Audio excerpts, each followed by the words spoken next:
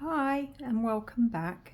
So today I just want to talk to you about hooks and how to hold them, or how I hold mine, because as I've already explained in my introduction video, there's no right or wrong way.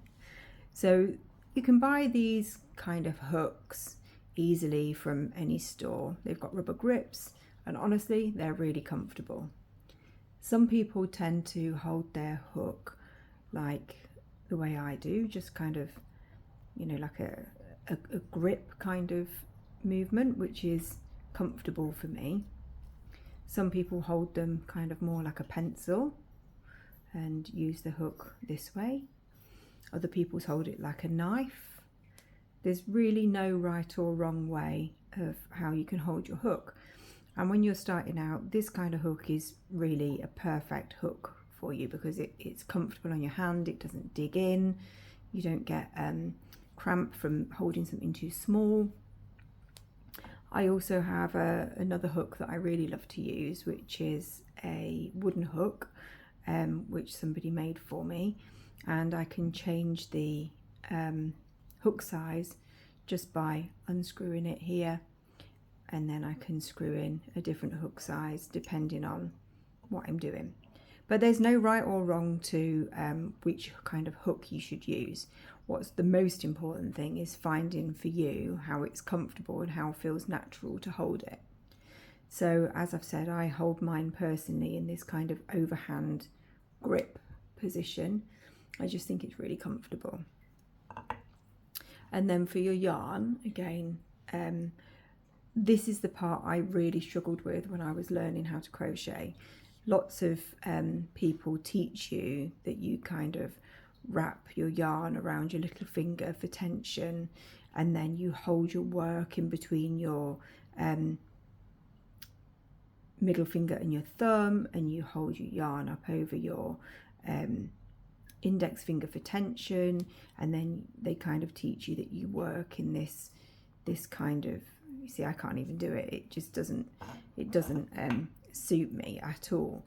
But yeah, lots of people teach you, oops sorry, knocked the camera, lots of people teach you to have this kind of yarn around your finger over your pinky and hold it, and I kind of understand, because you can always hook up here to work, but keeping this finger up all the time I find really uncomfortable. So I don't hold my yarn in the conventional sense that lots of people teach you. I'm just going to do a quick slip knot here. I will teach you how to do a slip knot in another video, but just so I can show you how I hold my yarn, it will be completely different to how lots of the videos teach. I hold it kind of between my index finger and my middle finger, and I kind of place it between the two, and then I find that I can hold my work between my thumb and my index finger, and I can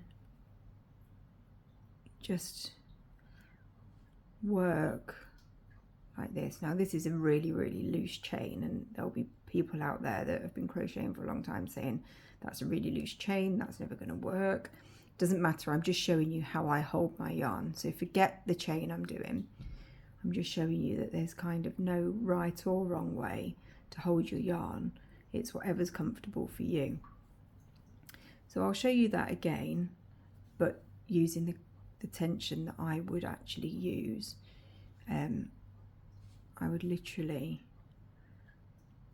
start off a couple of chains like this, and then I can kind of tend to pinch my work in between my thumb and my index finger here, and I work